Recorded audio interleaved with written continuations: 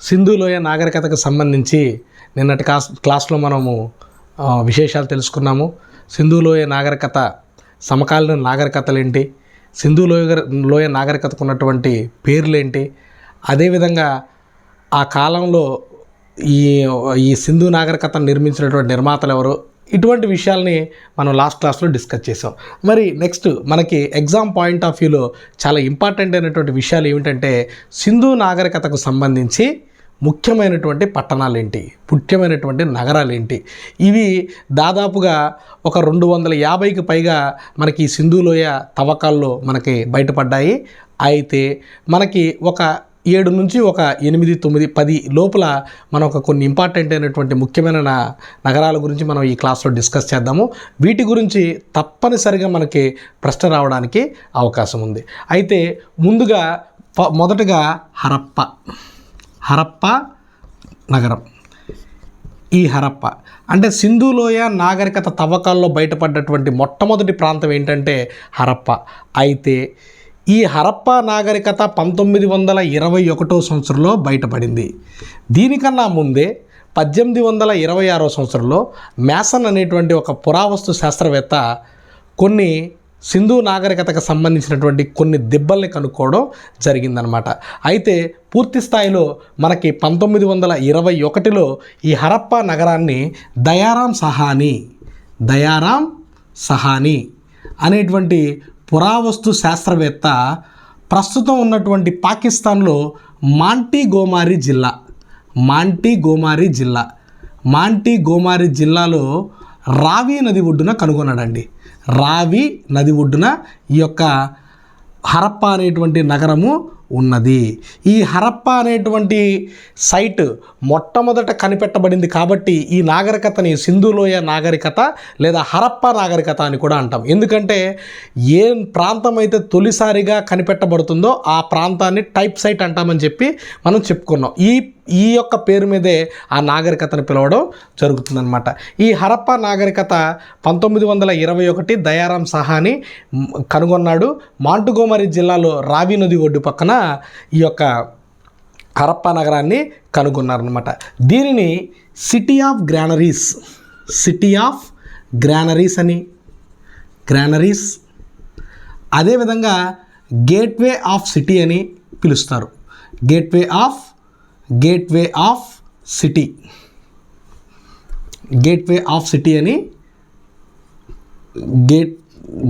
Of city అని పిలుస్తారు. అదేవిధంగా ఈ హరప్ప నగరంలో మనకి 6 ధాన్యాగారాలు 2 వరుసల్లో మనకి బయటపడ్డాయండి. 6 ధాన్యాగారాలు బయటపడ్డాయి. ఈ యొక్క బిట్టుని ఇంతకుముందు గతంలో అడిగారండి, బయటపడ్డాయి. 6 ధాన్యాగారాలు బయటపడ్డాయి. దాంతోపాటుగా కాంస్యంతో చేసిన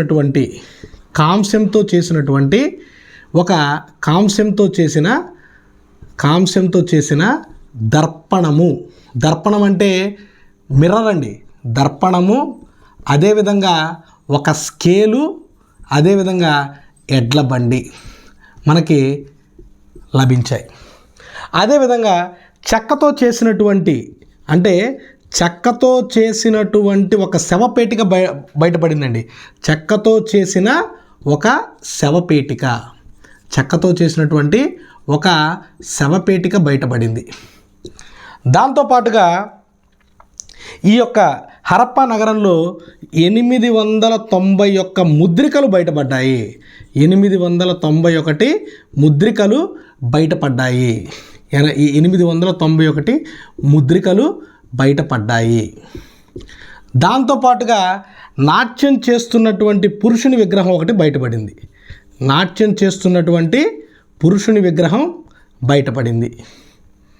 పురుషుడి యొక్క విగ్రహం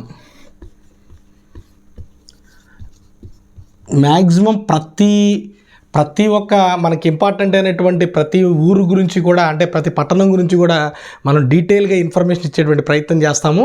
ఎందుకంటే ఖచ్చితంగా వీటి మీద మనకి ప్రశ్నలు అడగడానికి అవకాశం ఉంది. ఇక తరువాత ఇది హరప్పా నగరానికి సంబంధించినటువంటి ముఖ్యమైనటువంటి ఇంపార్టెంట్ అయిన పాయింట్స్. నెక్స్ట్ మనం మొహంజదారో గురించి తెలుసుకుందాం. ఇంకా నెక్స్ట్ మొహంజోదారో. ఈ మొహంజోదారోకి సంబంధించి ఇంపార్టెంట్ అయినటువంటి విషయాలు మనం తెలుసుకుందాము. ఇవి ఖచ్చితంగా కూడా నేను రాసినటువంటి పాయింట్స్ అన్నీ కూడా మీరు గుర్తుపెట్టుకోవాలి, ఎందుకంటే మనకి ప్రశ్నలు అడగడానికి అవకాశం ఉంది. ఇట్లాంటి వాటి నుంచి మనల్ని ప్రశ్నల్ని అడగడానికి అవకాశం ఉంది. నెక్స్ట్ మొహంజోదారో. మొహంజోదారో అంటే అర్థము మృతుల దిబ్బ. మొహంజోదారో అంటే అర్థము మృతుల దిబ్బ. జాగ్రత్తగా గుర్తుపెట్టుకోవాలి. మృతుల దిబ్బ సింధీ భాషలో. మృతుల దిబ్బ అని ఏ భాషలో అండి? సింధీ భాషలో మృతుల దిబ్బ అని అర్థము. అంటే డెడ్ ఆఫ్ మౌంట్స్ అని చెప్పి ఈ మొహంజోదారో అనేటువంటి నగరాన్ని పిలుస్తారు. సింధు లోయ నాగరికత ప్రాంతాలన్నింటిలో కూడా ఇది అతిపెద్ద నగరము. అంటే సింధు నగరాలన్నింటిలో కూడా ఇది పెద్ద నగరము. నగరాలు అన్నింటిలోకి పెద్దది. ఈ ప్రాంతాన్ని 1922వ సంవత్సరంలో ఆర్డి బెనర్జీ అనేటువంటి పురాతత్వ శాస్త్రవేత్త లార్కానా, పాకిస్తాన్లో ఉందండి, లార్కానా జిల్లాలో సింధు నదికి కుడివైపున ఉంది. సింధు నదికి ఈ యొక్క ప్రాంతము కుడివైపున ఉంది. సింధు నదికి కుడివైపున ఈ ప్రాంతము ఉన్నది. ఇది గుర్తుపెట్టుకోవాలండి మనకి, ఎందుకంటే సింధు నదికి కుడివైపున ఉంది ఈ ప్రాంతము. ఎందుకంటే గతంలో చాలాసార్లు సింధు నది పక్కన ఉన్నటువంటి సింధు నాగరికత ప్రాంతాలు ఏంటివి అనేటువంటి ప్రశ్న ఇచ్చినప్పుడు అందులో మొహంజోదారో ఒకటి. దీన్ని మృతుల దిబ్బ అని అంటారు. ఇది సింధు నగరాలన్నింటిలో కూడా అతిపెద్దది. ఇది 1922లో ఆర్డి బెనర్జీ అనేటువంటి పురాతత్వ శాస్త్రవేత్త లార్కానా జిల్లాలో ఈ యొక్క నగరాన్ని, సింధు నదికి కుడివైపున ఈ నగరాన్ని ఐడెంటిఫై చేయడం జరిగింది. ఇక్కడ అతిపెద్ద మహాస్నానవాటిక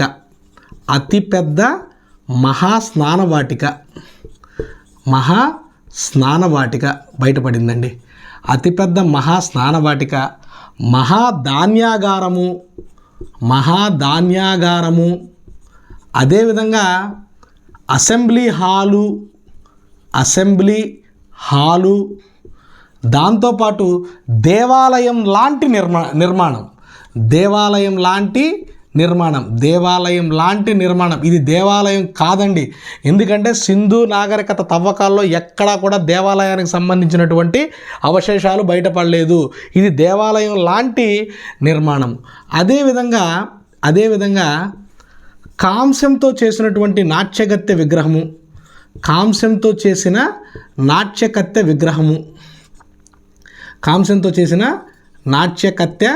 విగ్రహము, దాంతోపాటు స్టియటైట్తో చేసినటువంటి గడ్డపు మనిషి బొమ్మ, స్టియటైట్తో చేసిన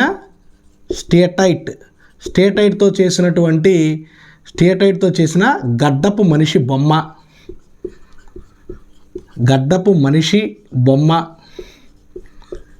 అదేవిధంగా పశుపతి మహాదేవుడి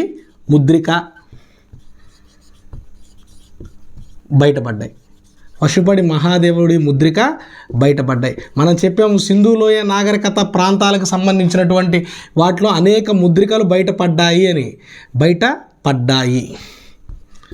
ఇక్కడ 1398 ముద్రికలు బయటపడ్డాయండి. 1309 ముద్రికలు బయటపడ్డాయి. ఇది అన్నిటికన్నా సింధు నాగరికత ప్రాంతాల్లో అన్నిటికన్నా ఎక్కువ ముద్రికలు బయటపడ్డటువంటి ప్రాంతం. మనం కనుక హరప్పని చూసినట్టయితే 891 ముద్రికలు బయటపడ్డాయి అన్నాం. ఇక్కడ వచ్చినప్పటికీ 1398 ముద్రికలు బయటపడ్డాయి. ఈ మొహంజోదారో అనేటువంటి నగరము ఈ సింధు నగరాలన్నింటిలో కూడా చాలా పెద్దది. మనకి ఖచ్చితంగా వీటి మీద, ఈ మొహంజోదారో మీద మనకి ప్రశ్న వేయడానికి అవకాశం ఉంది. నెక్స్ట్ తర్వాత వచ్చేటప్పటికి ఇంకొక ముఖ్యమైనటువంటి నగరం చాన్హుదారో. నెక్స్ట్ ఏంటంటే చాన్హుదారో అండి. ఈ మొహంజోదారోకి సంబంధించి ఇంకొక ఇంపార్టెంట్ బిట్ ఏంటంటే ఇది సింధు నది పక్కన ఉందని చెప్పుకున్నాము. ఈ సింధు నది 7 సార్లకు వరదలకు గురైనటువంటి ప్రాంతం ఈ మొహంజోదారో. అంటే సింధు నదికి 7 సార్లు వరదలకు గురైనటువంటి ప్రాంతం ఈ మొహంజోదారో. నెక్స్ట్ ఇంకొక ఇంపార్టెంట్ది మనం చాన్హుదారో అని చెప్పుకున్నాం. నెక్స్ట్ చాన్హుదారో మూడో ఇంపార్టెంట్ అయినటువంటి నగరం చాన్హుదారో. ఈ చాన్హుదారో అనేటువంటి ప్రాంతాన్ని 1931 సంవత్సరంలో ఎన్జి మజుందార్ అనేటువంటి పురాతత్వ శాస్త్రవేత్త ఈ యొక్క ప్రాంతాన్ని కనుగొన్నాడండి. 1931లో ఎన్జి మజుందార్. ఈ ప్రాంతం యొక్క ఇంపార్టెంట్ ఏంటంటే ఇది కూడా సింధ్ రాష్ట్రంలో సింధు నది పక్కన ఉన్నది. సింధు నది పక్కన ఏ సింధు నాగరికత నగరాలు ఉన్నాయి అని అంటే ఒకటి మొహంజదారో, రెండోది చాన్హుదారో. సింధు నది పక్కన ఉన్నది. ఈ పాయింట్ మనం గుర్తుపెట్టుకోవాలి. ఈ నగరము 3 సార్లు సింధు నది వరదలకు గురైంది. 3 సార్లు సింధు నది వరదలకు గురైంది. ఈ పాయింట్ మనం గుర్తుపెట్టుకోవాలి. వరదలకు గురి అయినది. 3 సార్లు సింధు నది వరదలకు గురైంది. రెండోది, సింధు అన్నిటికీ కూడా కోట ఉంటుందండి. ఇది మాత్రం కోట లేని నగరము. ఇటువంటి బిట్లు అడగడానికి అవకాశం ఉంది. మనకి సింధు నాగరికత పట్టణ ప్రణాళికలో నేను వీటి గురించి చర్చిస్తాను. సింధు నాగరికతకు చెందినటువంటి అన్ని ప్రాంతాలకి కూడా మనకి కోట అనేది ఉంది. కానీ ఈ చాన్హుదారో అనేటువంటి దానికి మాత్రం కోట అనేది లేదు. అంటే కోట లేని నగరం ఏంటి అని అంటే చాన్హుదారో అని చెప్పి మనం గుర్తుపెట్టుకోవాలి. తర్వాత ఇక్కడ పూసల పరిశ్రమ ఉంది. ఈ బిట్టు మన 2012 గ్రూప్ 1 ప్రిలిమినరీ ఎగ్జామ్లో అడిగారండి. పూసల పరిశ్రమ క్రింది ఏ సింధు నగరాల్లో ఉంది? చాన్హుదారో దానికి ఆన్సర్. నెక్స్ట్ తర్వాత ఇక్కడ పిల్లికి సంబంధించిన అవశేషాలు బయటపడ్డాయి. ఇవి కూడా చాలా ఇంపార్టెంట్ అండి. పిల్లికి సంబంధించినటువంటి అవశేషాలు బయటపడ్డాయి.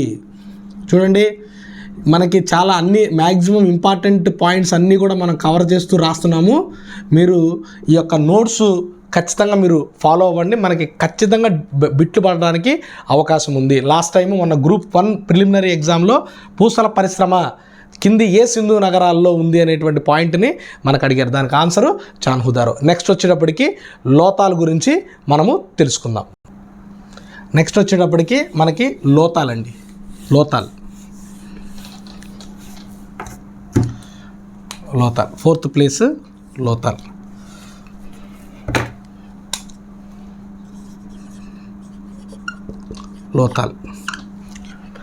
లోతాల్ అనే పదానికి అర్థం కూడా మృతుల దిబ్బ. లోతాల్ అనేటువంటి పదానికి అర్థం మృతుల దిబ్బ. ఇది ఇందాక మొహంజదారో అనేటువంటి ప్రాంతానికి కూడా మృతుల దిబ్బ అని చదువుకున్నాం. ఈ లోతాల్ అనేటువంటి ప్రాంతానికి కూడా అర్థము మృతుల దిబ్బ. అయితే మొహంజదారో అనేటువంటి ప్రాంతానికి మృతుల దిబ్బ అనేటువంటి అర్థం సింధీ భాషలో, ఇక్కడ గుజరాతీ భాషలో ఈ లోతాల్ అనేటువంటి ప్రాంతానికి అర్థం మృతుల దిబ్బ. గుజరాతీ భాషలో మృతుల దిబ్బ అని అర్థం. ఈ ప్రాంతాన్ని 1955 సంవత్సరంలో ఎస్ఆర్ రావు అనేటువంటి పురాతత్వ శాస్త్రవేత్త ఈ ప్రాంతాన్ని కనుగొన్నాడు. ఇది భారతదేశంలో ఉన్నటువంటి గుజరాత్ రాష్ట్రంలో ఈ యొక్క ప్రాంతం అన్నది ఉన్నది. ఈ లోతాల్ అనేటువంటి ప్రాంతం గుజరాత్లో ఉన్నది. ఈ ప్రాంతానికి సంబంధించి ముఖ్యమైనటువంటి ఏంటంటే ఇది టైడల్ పోర్ట్. ఇది ఓడరేవు. టైడల్ పోర్ట్ ఇది ఓడరేవు. ఇక్కడ పర్షియన్ గుర్తుతో ఉన్నటువంటి ముద్రికలు బయటపడ్డాయి. పర్షియన్ గుర్తుతో ఉన్నటువంటి ముద్రికలు బయటపడ్డాయి. ఓడ గుర్తు కలిగినటువంటి ముద్రికలు. అంటే దీన్ని బట్టి మనకేమర్థమవుతుందంటే ఈ లోతాల్ నుంచి ఇక్కడ విదేశీ వ్యాపారం జరిగిందన్నట్టుగా మనకి ఒక ఆనవాళ్ళు మనకి లభ్యమవుతున్నాయి. దీంతో పాటుగా ఇక్కడ మనకి కాంస్యంతో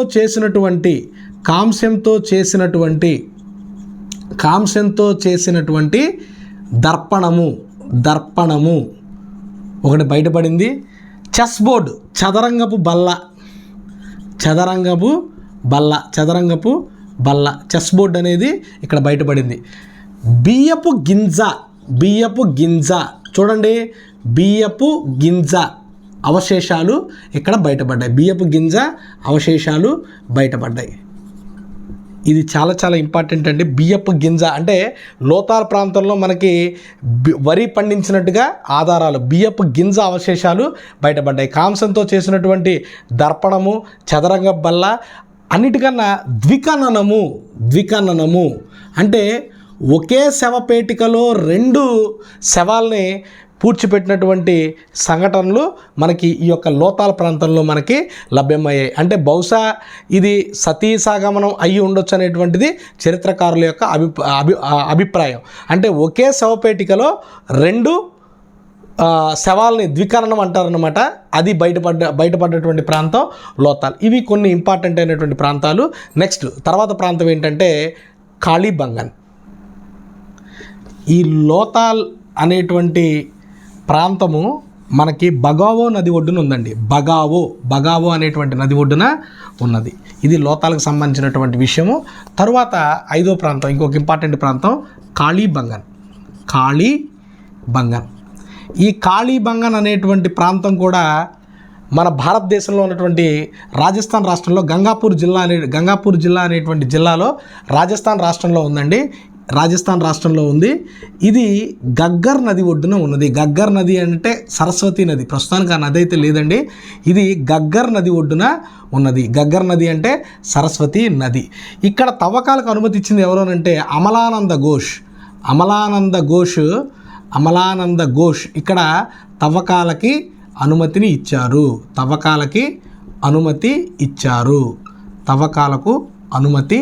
ఇచ్చారు. చూడండి, ఈ ప్రాంతానికి సంబంధించి మనకి ఇంపార్టెంట్ ఏంటంటే కాళీబంగన్ అంటే అర్థం ఏంటంటే నల్లగాజులు అని అర్థం. కాళీబంగన్ అంటే నల్లగాజులు అని అర్థం.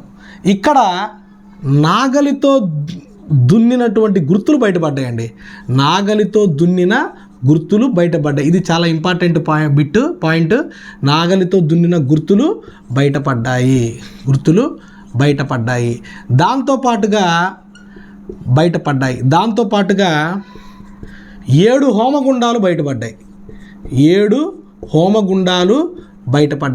ఈ 7 హోమగుండాలు మరియు జంతుబలులకు సంబంధించినటువంటి జంతుబలుల అవశేషాలు బయటపడ్డాయి. ఈ యొక్క నగరం యొక్క ప్రత్యేకత ఏంటంటే సింధు నాగరికత నగరాల్లో ప్రతి నగరానికి కూడా దుర్గానికి కోట ఉంటుందండి. కోట లేని నగరం చాన్హుదారో అని చెప్పుకున్నాం. కోట దుర్గంతో పాటుగా పూర్తి నగరానికి కోట ఉన్నటువంటి, అంటే దుర్గంతో పాటు పూర్తి నగరానికి కూడా కోట ఉంది. ఇక్కడ పూర్తి నగరంకి కోట ఉంది. కోట నిర్మించబడి ఉందన్నమాట ఈ కాళీబంగన్ అనేటువంటి ప్రాంతం.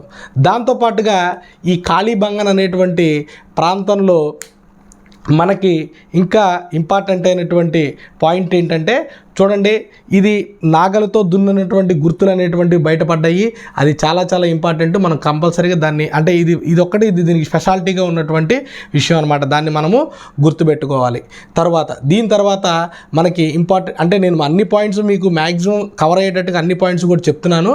ఇంకేదన్నా ఉంది అని అంటే నేను మళ్ళీ మీరు ఒకసారి నేను మంచి బుక్ కూడా రిఫర్ చేస్తాను. దాంట్లో మీరు చూసుకుంటే పూర్తి స్థాయి వివరాలు అనేవి కూడా మ్యాక్సిమం నేను అన్నీ కూడా కవర్ అయ్యేటట్టుగానే నేను క్లాస్ అనేది మీకు ఇవ్వడం జరుగుతుంది.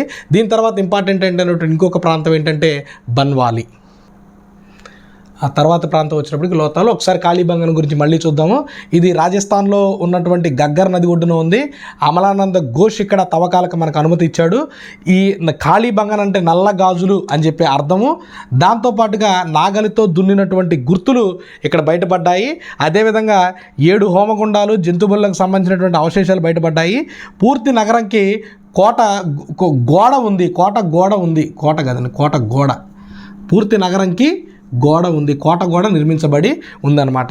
ఇది కాళీబంగానికి సంబంధించినటువంటి ముఖ్యమైనటువంటి విషయాలు. ఇక మళ్ళీ నెక్స్ట్ తర్వాత ఏంటంటే బన్వాలి గురించి మనకి ఇంపార్టెంట్ అయినటువంటి ఒక పాయింట్ ఏంటంటేనండి బన్వాలి. నెక్స్ట్ 6th నగరము బన్వాలి. సింధు నాగరికత పట్టణ ప్రణాళిక అత్యద్భుతమైనటువంటి పట్టణ ప్రణాళిక అండి. పట్టణాలన్నీ కూడా గ్రిడ్ వ్యవస్థని అనుసరించాయి. గ్రిడ్ వ్యవస్థ అంటే ఏంటో నెక్స్ట్ మీ క్లాస్లో నేను చెప్తాను. గ్రిడ్ వ్యవస్థను అనుభవించాయి. కానీ గ్రిడ్ వ్యవస్థ లేనటువంటి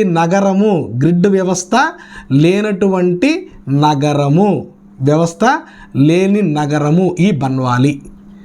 ఈ గ్రిడ్ వ్యవస్థ లేనటువంటి నగరము బన్వాలి. అది ఈ బన్వాలి గురించి అడిగితే మాత్రం మనకి ఈ యొక్క పాయింట్ అడుగుతారండి. ఇక్కడ పులిబొమ్మతో కూడుకున్నటువంటి ముద్రిక బయటపడింది. పులిబొమ్మ ముద్రిక బయటపడింది. దాంతోపాటుగా ఇక్కడ మట్టితో చేసినటువంటి నాగలి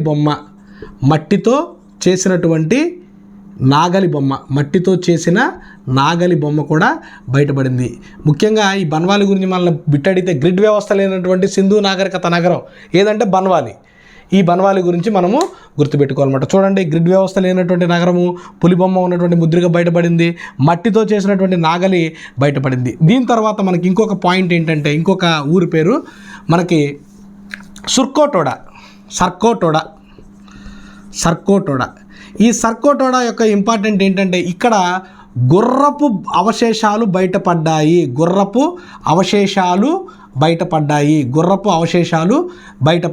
ఇది మనకి ఇంపార్టెంట్ అయినటువంటి బిట్టు.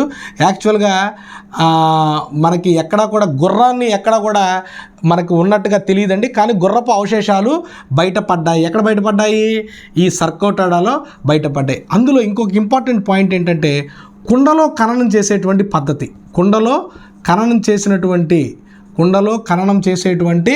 పద్ధతులు మనకి రకరకాలైనటువంటి పద్ధతులు ఉంటాయండి. అవి ఏంటంటే, కుండలో ఖననం చేస్తారు, కొంతమంది దహనం చేస్తారు, డైరెక్ట్గా శవపేటికల్లో పెడతారు. అట్లాగా ఇక్కడ కుండలో ఖననం చేసేటువంటి పద్ధతి మనకి ఈ సర్కోటోడాలో బయటపడింది. దీని తర్వాత ఇంకొక ఇంపార్టెంట్ అయినటువంటి ఊరి పేరు ఏంటంటే తోలోవీరా. ఈ తోలోవీరా అన్నది కూడా భారతదేశంలోనే ఉందండి. ఈ తోలోవీరాకి 2 ఇంపార్టెంట్ అయినటువంటి పాయింట్స్ ఉన్నాయి. మొదటిది ఏంటంటే, ఈ తోలోవీరా ఈ సింధు నాగరికత నగరాలన్నీ కూడా ఎగువ ప్రాంతము, దిగువ ప్రాంతం కింద డివైడ్ అయితే, ఈ ప్రాంతం మాత్రమే 3 భాగాలుగా డివైడ్ అయ్యి ఉంది. 3 భాగాలుగా విభజించబడి ఉంది. ఎగువ ప్రాంతము, మధ్య ప్రాంతము, దిగువ ప్రాంతము విభజించబడి ఉంది.